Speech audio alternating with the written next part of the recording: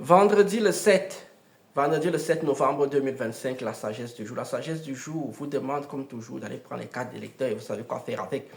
La sagesse du jour, moi je viens aujourd'hui en fait vous parler de quelque chose, d'un adage que j'entends souvent, très très souvent, et qui est absolument faux.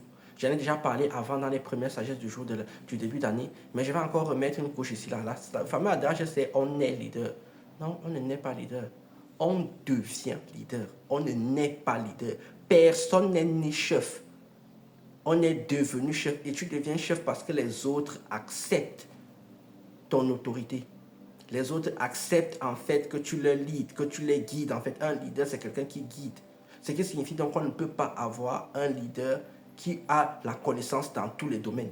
Donc, il va y avoir plusieurs leaders. Et c'est aussi ça, la capacité du bon manager, on peut dire, ou bien du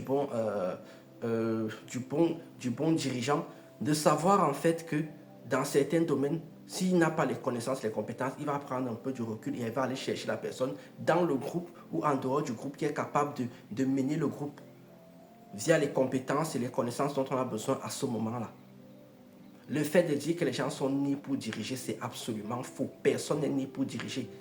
C'est parce que tu as les qualités, les connaissances, les compétences que tu es devenu le leader dans ce groupe-là. C'est parce que les gens ont confiance en toi que tu es devenu le leader dans ce groupe-là. C'est la même chose avec le pouvoir, que ce soit les élections, que ce soit ce que vous voulez.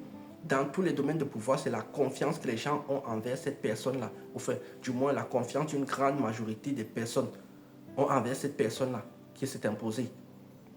Ce n'est pas que cette personne-là est subitement née, c'est parce qu'elle répond parfois à certains critères via les connaissances et les compétences, surtout les efforts qu'elle peut mettre en place. C'est pour cela que moi, tous ces trucs de roi, de reine, là, ça n'a plus de sens aujourd'hui.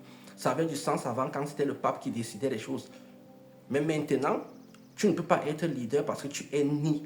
Non, non, ça ne marche pas comme ça.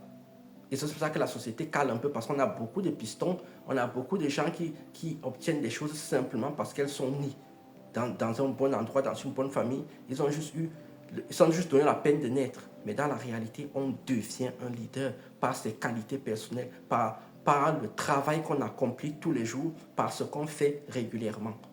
Voilà donc ce que j'avais à vous dire ce matin. Vous likez, vous commentez, bref, faites comme vous voulez.